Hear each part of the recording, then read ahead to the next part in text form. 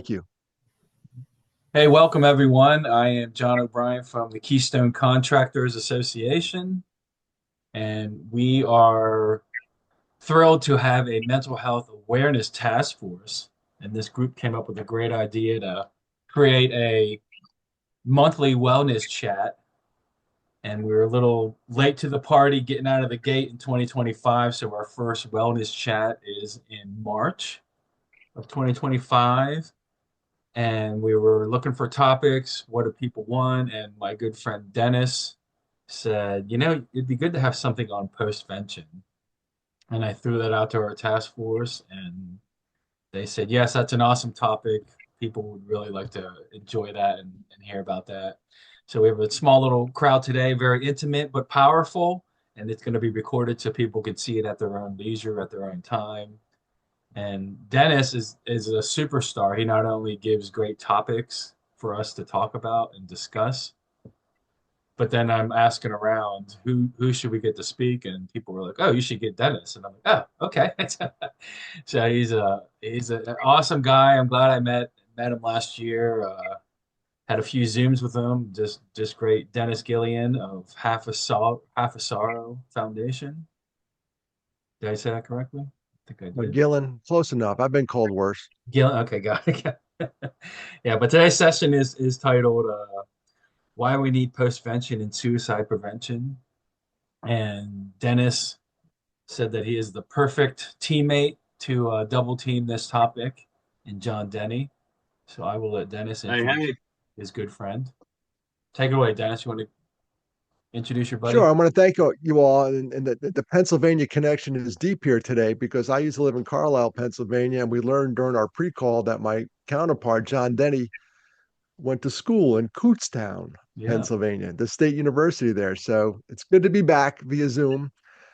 John and I both currently reside in South Carolina, and that's where we met. We were on the board of the American Foundation of Suicide Prevention years ago, and we were on the board at the time when we had a pretty much a high profile, I'd say, John, suicide in Columbia, South Carolina.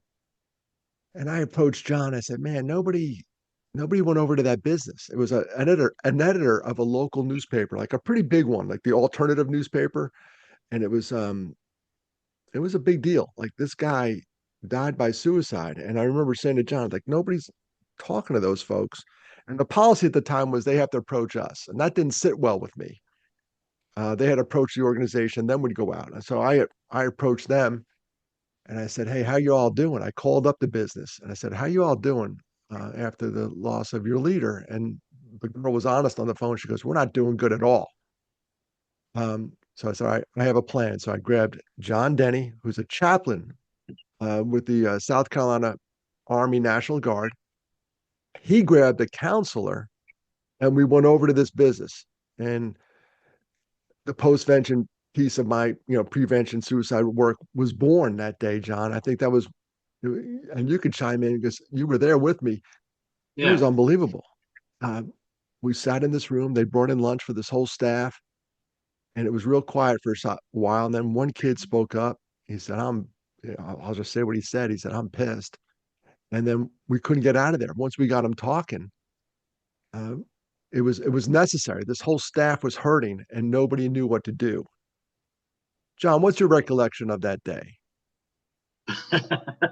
So at first, and I laughed, not because of the topic, but I remember Dennis saying, John, this is I forget what the term you used. It's the It was, alternative hip. It's the yeah, alternative hip it's an newspaper. alternative newspaper. You can't come in wearing your uniform with your cross on your chest. And that's exactly what I did because I didn't have a chance to go home and change. Full And fatigues. Mhm. yeah, yeah. And they looked at me like uh, I was wearing, like I had three heads. But once they found out why we were there and what we were there for, and it had nothing to do with politics or military or religion, it was just there to take care of hurting people. And once they understood that, we could feel the ship started to turn, and it turned pretty sharp, pretty quick. And uh, at first, everyone was just sitting there. No one wanted to be at work. No one wanted to be in this circle. No one wanted to talk. But it just took for one person to say, "I'm pissed," and then everyone else. It was like Lord of the Flies. Everyone else just started teaming up and saying, "Yeah, I'm upset. I'm upset as well." And it just opened up the floodgates, and we were able to have some authentic conversations about what they were going through, the emotions that they were feeling, um, the guilt that they were having, uh, the anger that they felt. Like, just why didn't he call? Why didn't anyone reach out? And so the guilt that they felt was real. And so we were just able to talk with them. And once they found out that they weren't alone in their grief and their anger, some healing started to happen. And that was crucial, because you could see it happening right before your eyes as people started talking and commiserating and collaborating within that group. It was a pretty amazing thing to see. It's probably a struggle getting to that, opening the floodgates, I would imagine. It really Yeah. is. It is. And in my role as the chaplain in the military, the last thing a bunch of soldiers, and probably like in your world, John, is a bunch of manly men, that the last thing they want to do is sit and talk Mhm. and talk about their feelings, because so much of what we do is just push that down, push it down, push it down. And at some point, you can't push it down anymore. And if we can provide an outlet in a safe place for as a means for them to be able to just have an open dialogue, a lot of healing happens during those times. But yeah, it is hard. It is hard to get them to open up, but it just takes one, and then the rest will follow. Do you have advice? Like, are there icebreakers or way to get the one? Any things that's worked in the past for you, for either of you? I'll take this Yeah, first. that's Then a good. John, like I say, John Denny has this training that he's been through with all this crisis intervention. He has to, as a chaplain in the guard, he has to bring bad news sometimes to folks. Mhm. So one thing I did was I grabbed a great partner, and then we were smart enough to realize that we're not professionals per se in the social work arena. So we brought a counselor with us. So that was the dream team. I have a guy who does crisis intervention. I lost two brothers to suicide, so I'm almost there as like a victim impact. When that guy said, "I'm pissed," I looked at him and said, "I get it. I totally get it. I know what you're feeling." And then to have a professional counselor there just completed the circle for us. And it was, we've done a couple of these, and he now has a company. John has a company which I'm associated with that specializes in this, but it's some of the most rewarding work. But of course, we'd like to do prevention. We'd like to not have the event. Mhm. That's what we focus on. And postvention, as you can tell by the name, is after the event, and the person we need is not there. And I did another one of these at one time up in your neck of the woods, up in the Lehigh Valley, where they lost a guy at a plant, an ocean spray plant, an overdose. It doesn't matter how they die. Gone is gone. It was on the plant facility. But it's amazing what once we get there. And John Denny, you could speak to this. Once you break that ice, Yeah, we can't get out of there. Like they literally had to kick us out because these people wanted to talk. right. Yeah, and John, to your point, the way I set it up is, look, this isn't a critique of anyone, right? That we're not looking for anyone to this isn't a we're not pointing blame. We're not saying, well, if management would have only done this, that's not what we're there for. What we're there just to help people. And once we lay some ground rules um, and build just a little bit of trust, it like Dennis says, the floodgates open up, and it's just a matter of asking, uh, where are we at right now? Mhm. Where are we at emotionally? or spiritually, where are we at? And invariably, there's that one extrovert that will be like, I'll go, like Dennis. Dennis would be the first one to be like, I'll go. Mm-hmm. And so yes, you are. And it just takes that one. And then the introverts like me would then start to chime in. But yeah, I mean, it's just being real with people. This sucks. We don't want to be here. Mm-hmm. None of us want to be here, but we got to address the elephant in the room. And just being real with them, and then they'll be real with you back. Does And that then the answer your construction. question, Joe? Yeah, yeah. And I was going to just add into like there's a business aspect to this too, which I'm not motivated by money. I run a small nonprofit dedicated to suicide prevention. Like money's like the last thing on my mind. Just ask my accountant. But there's a productivity aspect to this too for the business. You know, they want to get back to near normal. You'll never be normal again. Let's be honest. You don't get over it. You get through it.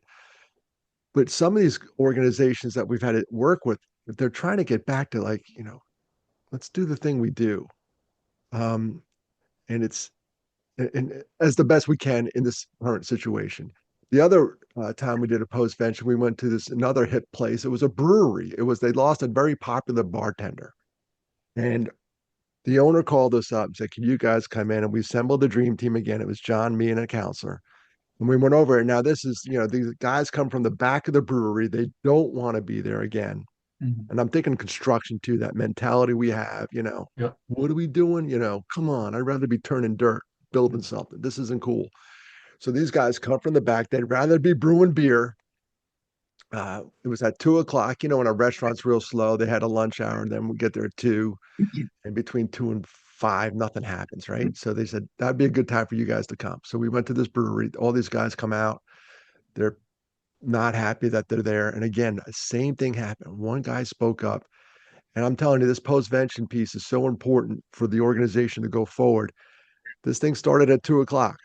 The owner came out and said, dudes, we have to wrap this up somewhere around 4:30. They didn't want to be there. Now, 2.5 hours later, we're still talking. Wow. Customers were showing up to the restaurant for the dinner hour. And the owner comes out, it's like, oh my gosh, we got people here. Let's go.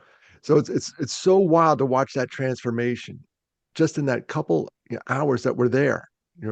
Ideally it would take an hour, 2 hours, but you just let them go as long as they want. And it's some of the most rewarding work. Some of the most rewarding work I've done has been on the suicide prevention lifeline, trying to prevent this happening, and this postvention piece, helping those survivors, because I am a survivor of suicide loss, get as close to normal as you can. And Right. it's been wild to watch. It's hard to get back to normal sometimes after you lose a coworker or a family member. Um, they weren't actual like suicides with our daughters, but they both had kind of the one OD'd. She just had a mental problem, was going down the road. And the other one that we lost, we're raising her kids now. I get 16 and 17-year-olds back in the house that she was taking pain pills to mask a pain, and the pain turned out that it was an infection that set into her intestines, and she went septic 5 years ago. Wow. But it's that mental health thing that, John, you see me talk about it a lot. Yep.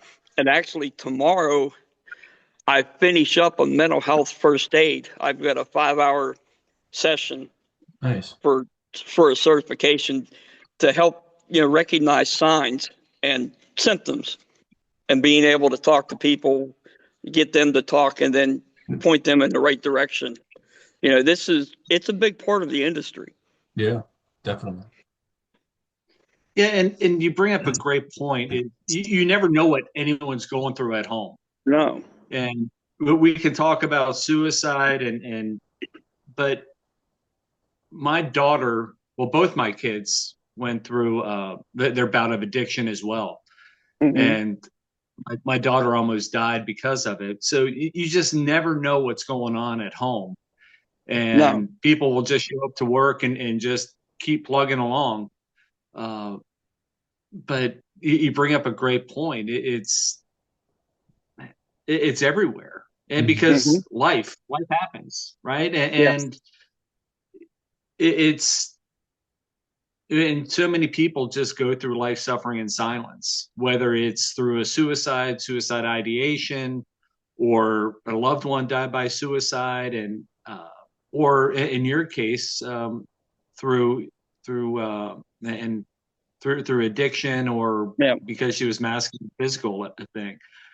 Um, no one talks about it, Mm-mm. and we'll just I'll deal with it. We got it, and so there's that piece when you're going through it, right? I mean, the challenge is as a parent to see your child hurting, and it can be the same with suicide ideation as well.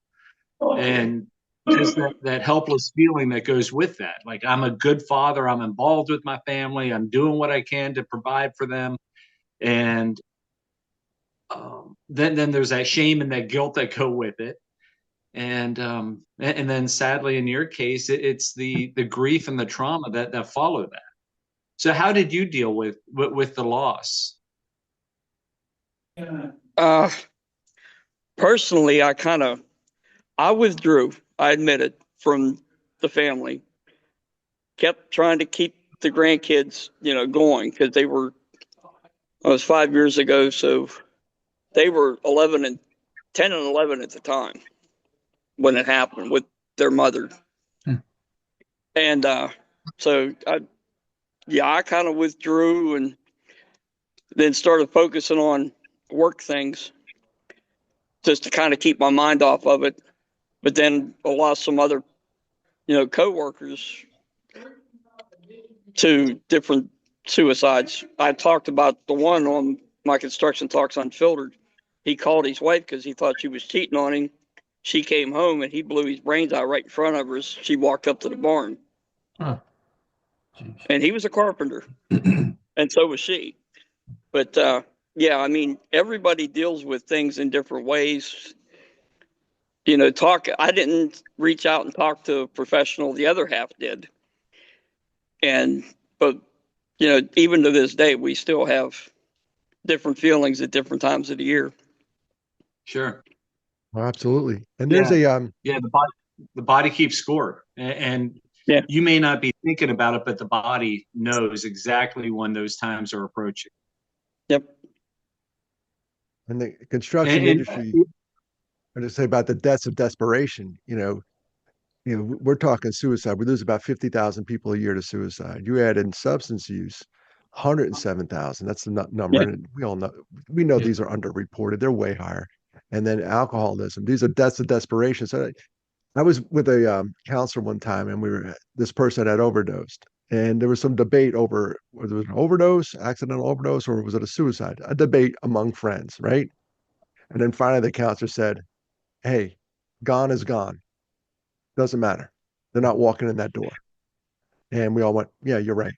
Gone is gone." So no matter what it is in the construction industry, how you lose an employee, Yeah. um, proper postvention, I think is key because and in Clyde, I said, get back to near normal. I never said normal because normal doesn't exist. It just doesn't, there's a new normal, and it may not be what you drew up for yourself, especially a guy, you listen to a guy who lost two brothers to suicide. What's my new normal? Who knows? We just try to do the best we can. So that's why I think this piece for folks who are in the construction business, don't ignore it. Don't ignore when someone dies. I would say acknowledge it and bring professionals in, like John and I. If you have to contact our services, bring us in. Let's get this out. Um, let's run. Let's run to the bear. That's the old expression. If a bear's attacking you, you're supposed to lay down and pretend you're dead. I'm not going to rely on my acting skills. I can't do that. But they always say, run to the bear. The bear's not expecting it, and this is one of those bear problems. You're going to run to it. It's like, let's get this over with. Let's go right at it. So, a plug for the services, but that's a desperation, big numbers, and impacts probably everyone on this call and everybody who's listening on the recording. Mhm. yeah. And So, Clyde, you brought up something interesting, is how your wife dealt with it, which is seeking help. and how you dealt with it, which is probably 90% of the guys out there. Just let me refocus my efforts somewhere else. And I think a lot of that on my end came from all the years that I spent in the Marines. Because I mean that you have that you deal with it daily type thing, and you just have to get on and focus and refocus so you make sure you stay alive. Yeah. Right. Yeah, and I was talking to a guy just yesterday, and he used to serve in the military, and in the barracks there was a guy who shot another guy right next to him in the barracks. And he's been carrying the weight of that guilt for 15 years.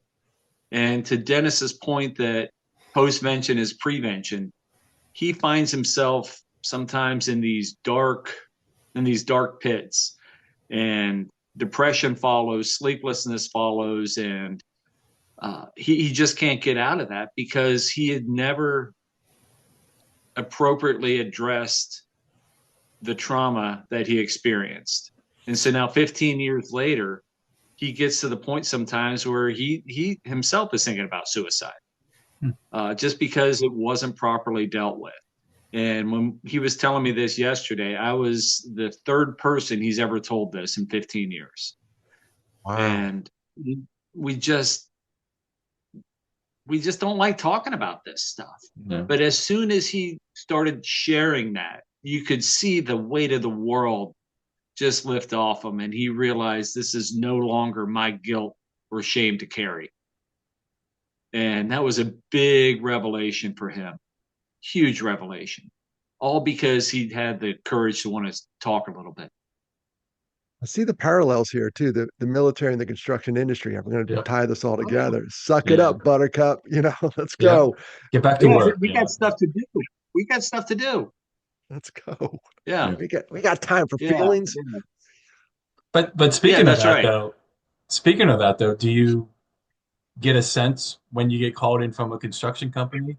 Is it for a postvention? Do you feel like you're rushed? Do you feel like we got a project, we got to get the crews working? Do you feel like there's effective time? Or No, I think when somebody calls you and they want to do the postvention, they recognize there's an issue, and they'll give you all the time in the world. Like, I did one at an Air Force base. They do gosh, what's the military term? The term when they turn the wrenches down or something. That means total work stoppage at the base. Stand down. There was an incident. Yeah, just turn it down. We're doing a whole day. And I see that sometimes in construction companies, so like, listen, we're going to address this thing. I don't care how long it takes. Today's the day. And often it gets under, John, you can attest to this with with all your contractors, it gets under the umbrella of safety. Like, we have to take care of our people, because if they're not there mentally and they're turning a wrench and something goes wrong, it impacts the industry again, So postvention's prevention. I hate using the term health productivity because I'm not a numbers guy, but it helps the psyche of the organization for sure. Yep. Right, and you can't necessarily. I don't know how to put a price tag on the well-being of an organization and productivity.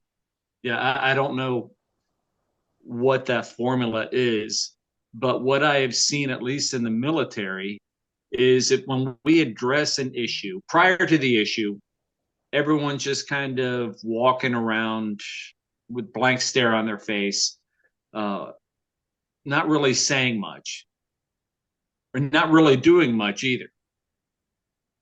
But when we come in and can spend an hour and a half or 2 hours with a group and get them talking, get them having being in alignment with one another, now they can go out and be productive. And if they're working on an Apache helicopter, they can sit and continue to work with a clear mind because they've been somewhat purged of what's been struggling. what they're struggling with. So I have seen productivity gains on the backside of a postvention because now people have addressed, as I said before, the elephant in the room, and they've said some of the unspoken things that other people were afraid to say, and they've it's almost a cleansing process that takes place. And now there's okay, now we're ready to get back to work. Let's go do this. And so there's actually an increase in productivity as a result of some of these postventions that happen. And I can't measure it. I can't quantify this. When we did that one at the newspaper for that young lady who's now the editor, she was thrust into that role. All I know is when we left, she chased us out of the room, chased us outside. And she goes, "Oh my gosh, we needed that so bad." Like that was, she knew it. She knew right then and there that's what they needed to happen. They needed to talk about this, and Yeah. nobody was addressing it. I remember she literally chased us outside. She goes, "Oh my gosh, thank you for coming. You don't know how bad we needed that." And And just give you another quick example. About a year and a half ago, 101st Airborne, they had a Black Hawk accident where two helicopters collided. 9 service members died. And at the time, the sister company to 101st was training at one of our sites. And they were performing the same exact maneuvers that same night that when the helicopters crashed.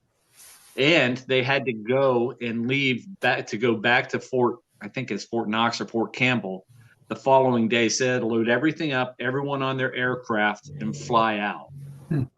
And so before, people were saying, man, I don't know if I can trust this. I don't know if we can trust leadership. I don't know we're scared. And then after the postvention, and we talked, I said, are y'all good to go for tomorrow? They said 110%, we're good to go for tomorrow. We're locked in, we're ready to go. So it just by addressing the postvention piece, they were ready to get back at it, where before they had a lot of concerns about safety and about leadership. And actually their view of leadership was strengthened because they brought some postvention in, and it showed them that the leadership really cares about us and what we're going through. I have a question? Do you see after post prevention? Do you see people needing more help individually, going into the therapist, or just do you see it just end after the postvention? It depends, and when I say it depends, it also depends on what that incident may have brought up inside them. Some people may have had, we'll use the case of suicide.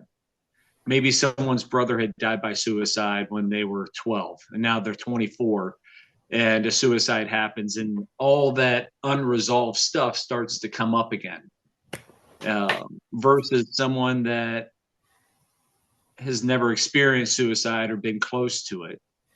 And they're on two different ends of the spectrum. And so what we do in closing with the postvention is mention resources to people and remind people of what resources there may be out there. And if they want to get linked up with behavioral health, we can help them. We can help them with that. So yeah, there is some people that it stirs up something inside them that was unresolved and or unreconciled. Yeah. And they find themselves needing that, but others leave it and they're good to go. So it goes both ways. Yeah, and I'm a big fan of an employee assistance program. If you have one, great, use it, or I was with this one construction company and they said, "Oh, we added it last year." And when it came up for renewal, the owner said, "I didn't even blink when I signed it because it was so important." They looked at the usage rates, like how many of their guys were hurting. He goes, "I didn't realize that my guys were hurting that bad. Look how many people went to this thing." Yeah. So, Seth, great question. When we get in and out of there, there's only so much we could do in 1 hour, 2 hours. We really try to point people to local organizations And I'm a big fan of therapy. If you guys can get inside a therapist, and that's a long-term strategy. Um, but to John's earlier point about leadership, at least bringing us in to acknowledge the issue, you know, people don't care how much you know until they know how much you care. It's like Zig Ziglar 101. That's those old cassette tapes I used to listen to. Um, but it's so true. If your organization brings in a postvention group, or they even go further and bring in a prevention group to talk about this stuff, I always say that to the company when I come to speak. I say, your company cares about you. How do I know that? I'm standing here today. Yeah. They brought us in. And it doesn't happen if your company doesn't care. So that leadership piece, the caring, to John's point, was it's vital for the folks, the crew, to know that we're going to be all right.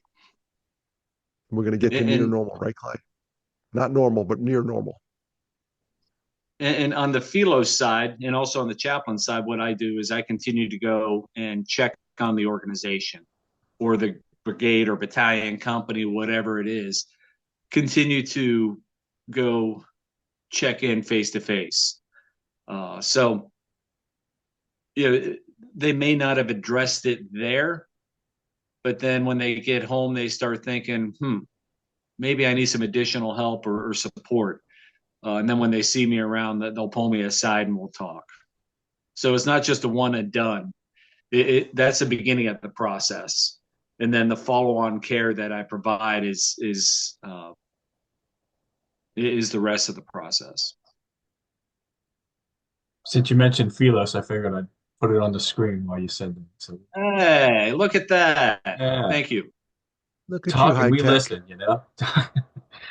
But a follow up to that question, as far as a therapist and getting help or whatever, are there, during postvention sessions, are there signs or comments or actions that you see or hear, and you're like, this person might need more than just this 1 hour or 2 hour, and how do you act on that? That's a great question, and that's why we bring in three people, right? So one person is really there in case someone leaves. Like maybe the subject gets too difficult or they're angry, whatever. So Dennis's role when we met with the newspaper was, if anyone left, Dennis was to follow them out, just to check on them. They may be grabbing coffee, they may be going to the bathroom, whatever it may be, but at least we had someone follow them out to make sure that they were okay. And one person is facilitating the conversation and the questions. And in our case, it was the behavioral health person that was just checking out the room, looking for nonverbals, because the nonverbals are going to tell you more than the verbal. When you see arms crossed, legs shaking, uh, your wringing of hands, whatever it may be, there's something more going on than what they're letting on. And so then that's where we start to make some mental notes and make sure to talk with those people that we've made mental notes on after we're done with that postvention. And we often involve HR. We don't do anything without HR's blessing and involvement. And we're going to come in and leave, but HR will be there forever. And we often say, hey, you may want to watch this person, or that's why there's three of us, two observing while one's talking. And then HR often, I've done this before. HR will get up and talk about what's available to the employees. Like, this is what we have, or these are the local offices.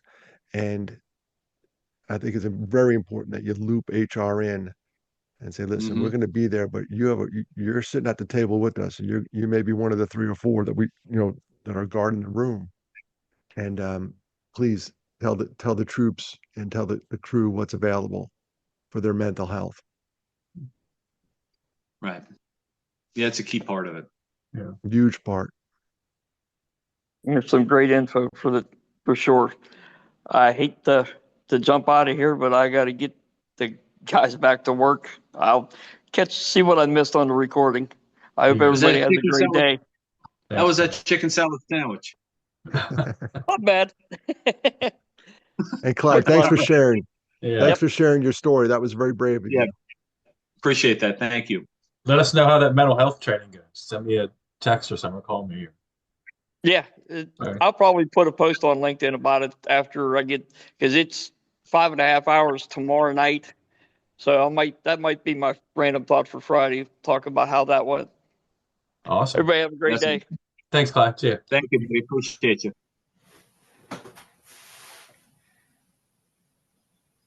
Well, this was very helpful and very informative, and it's good to know we have contact here. We'll make sure to get the contact info out. And, um, thanks for bringing the topic to us, Dennis. This is awesome. No, it falls right in our sweet spot. You look at Philos there, support services. Get a hold of us. My little organization, Half a Sorrow, is based on the Swedish proverb: "The shared joy is a double joy. A shared sorrow is half a sorrow." And that's postvention right there. You're sharing your sorrow, and you cut it in half, half. You'll always have a remainder. That's a fact. It's never going away. I love when people say stuff like trite, like, "Oh, turn that frown upside down." Like, come here, stand a little closer. It's like a punch in the throat. No, I'm not That's not violent, part but of the like postvention, is it? That's not part yeah, that's it. That's a big part of it. We line them up and we smack them around. No, yeah. no, no. We love on them. We love on them. But we try to teach people also how to cope with each other, and don't say stuff like, "Oh, God only gives you as much as you can handle." Like, "Ooh, that's probably not what I need to hear at the moment." Yeah. Yeah, so we try to coach around it and just come right at it again, running to the bear, and it, it, trying to move people along the grief process. You got to go through it, folks. If you're grieving, you can't avoid it. You try that, you swallow your problems, your stomach will keep scoring. It will come out in unhealthy ways. That's a fact, Jack. Mm-hmm. So I think it's properly processing the grief, because it's coming. It's this thing called life. Yeah. John, I really appreciate you putting this on. Thank you. And especially to the audience that you attract with this. Uh, because I don't know much about the construction industry, but I can imagine that it can be a difficult group to want to try to capture, and just because, like Dennis said, they want to build stuff, they want to shovel dirt, they want to move rock, Yep. anything, but address this. And so the fact that you've opened up your forum to us is greatly appreciated. Thank you. Yeah, I think it's very close and aligned with the military. I think construction and military are very close. A lot of Absolutely parallels. is. Yeah. Absolutely. Hide your feelings and get to work. Just keep going. Right. Right. Deal with your feelings when the job's done. But by the way, we're moving on to the next job after that. Yeah, exactly. Yep. You got it.